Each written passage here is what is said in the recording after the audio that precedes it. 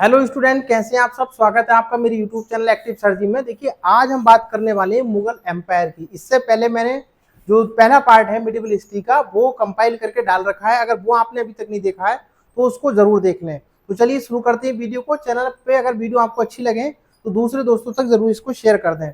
देखिए दोस्तों, सबसे पहले हम बात करते हैं मुगल एम्पायर बाबर की, क्योंकि मुगल एम्पायर की शुरुआत ही किसने की थी? बाबर ने की थी। और कैसे की थी हम पूरी हिस्ट्री इनकी जानते हैं। देखिए सबसे पहले पूछा था कि बाबर का पूरा नाम क्या था, तो बाबर का पूरा नाम था जहीरुद्दीन मोहम्मद बाबर। इनका ये पूरा नाम था। अगर बात करें इनके जन्म की तो इनका जन्म हुआ था 14 फरवरी 1483 ईस्वी को। और आगे की हम बात करें तो ये फरगना के उमर शेख मिर्जा और कुलतुम निगार खानम इनकी माता का नाम था। इनके घर पर हुआ था, इस बात को आप याद रखेंगे, ठीक है।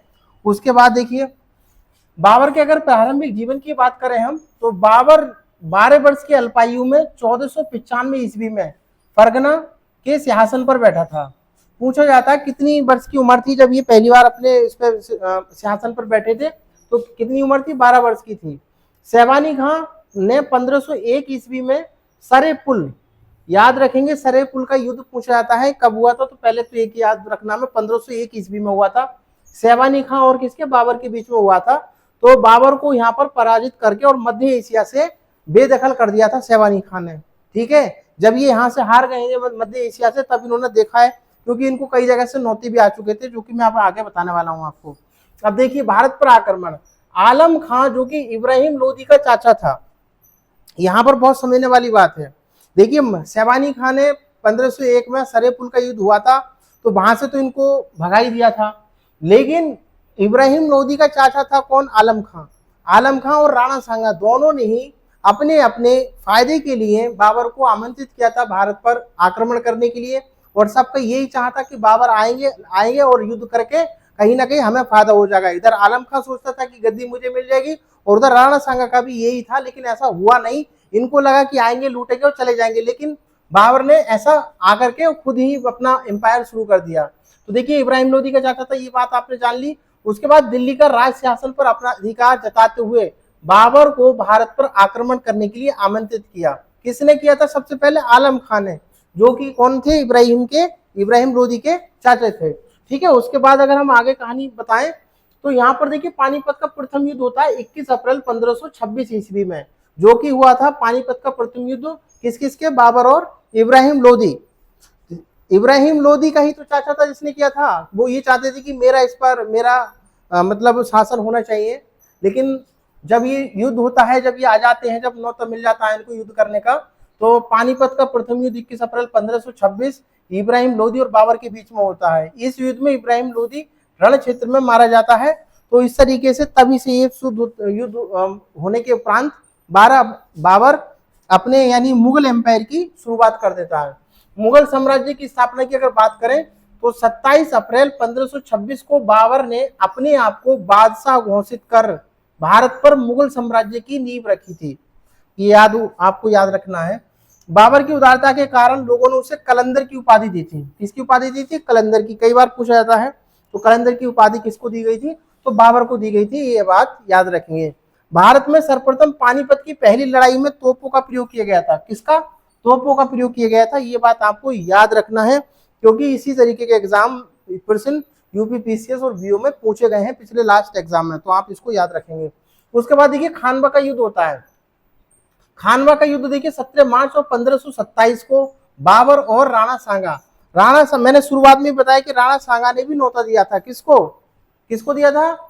बाबर को। लेकिन इनको लगा ये चले जाएंगे, लेकिन फिर आप खुद ही लपेटे गए। आगे आने वाले समय में इनके बीच में भी युद्ध हुआ, और इस युद्ध में राणा सांगा भी क्या हुआ? पराजित हुआ खानवा के युद्ध में, ठीक है। कुछ बातें खानवा से रिलेटेड। इस युद्ध में बाबर ने गाजी की उपाधि, पूछा जाता गाजी की उपाधि कब धारण की? तो खानवा के युद्ध के बाद ही गाजी की उपाधि धारण की थी। बाबर ने खानवा के युद्ध में जिहाद की क्या करी थी? घोषणा करी थी। कई बार पूछा जाता है कि बाबर ने जिहाद की घोषणा कब की थी? खानवा युद्ध के बाद में की थी, तो आपको ये याद रखना है। उसके बाद देखिए चंदेरी का युद्ध। 29 जनवरी 1528 बाबर और मेदिनी राय के बीच में हुआ था। पूछा किस किस के बीच में? तो बाबर और मेदिनी राय। मेदिनी राय मारा गया। मध्य भारत यानी चंदेरी, चंदेरी कहाँ पर है? देखिए आपने सुना होगा चंदेरी की साड़ियां। चंदेरी जो है मध्य प्रदेश का एक जगह है चंदेरी, वहां पर। और यहाँ पर इस चंदेरी का युद्ध करने का बाबर का ये कारण था कि जो मध्य क्षेत्र था उस पर अपना कब्जा करना चाहते थे। ठीक है, तो इस तरीके से इसको याद रखेंगे। अगली बात हम करते हैं घाघरा का युद्ध। घाघरा का युद्ध देखिए 5 मई 1529 को बाबर और महमूद लोदी के बीच में हुआ था। इस युद्ध में बाबर विजयी हुआ। ये बाबर का अंतिम युद्ध था। ठीक है, बाबर ने कुल कितने युद्ध लड़े? 4 युद्ध लड़े थे। कितने? 4 युद्ध। और इस तरीके से आप याद रखेंगे तो ये 4 युद्ध लड़ते हैं और 1530 में इनकी मृत्यु हो जाती है। बाबरनामा से रिलेटेड कुछ बातें हम बात करते हैं। देखिए जहीरुद्दीन मोहम्मद बाबर ने अपने जीवन की संबंधी घटना को एक ग्रंथ में स्वयं ही लिखा था, पहली बात तो याद रखेंगे। और इस पुस्तक के बाबरी या बाबरनामा के नाम से जानते हैं। ठीक है, ये आप याद रखेंगे, बहुत जरूरी किताब है।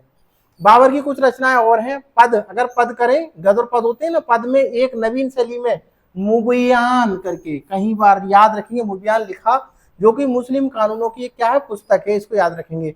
बाबर की एक रचना है रिसाले उसूल यानी खत बाबरी, कई बार पूछा था ये भी किसने लिखी है? बाबर ने ही लिखी है, जिसको आप याद रखेंगे। बाबर के बारे में कुछ विशेषता, बाबर ने सेनानायक कौन था बाबर का? मीर बाकी ने अयोध्या में बाबरी मस्जिद का निर्माण कराया था। ये पूछा जाता है कई बार एग्जाम में, तो आप ये किसने रखा था? मीर बाकी ने। बाबर ने अपनी आत्मकथा में 2 हिंदू राज्यों की जिक्र किया है अपनी किताबों में। कितने? 2 हिंदू। तो पूछा था वो कौन कौन से राज्य थे, तो एक तो विजयनगर की बात की थी इन्होंने, और दूसरा कौन सा था? मेवाड़ था। तो ये बात भी आपको याद रखनी है।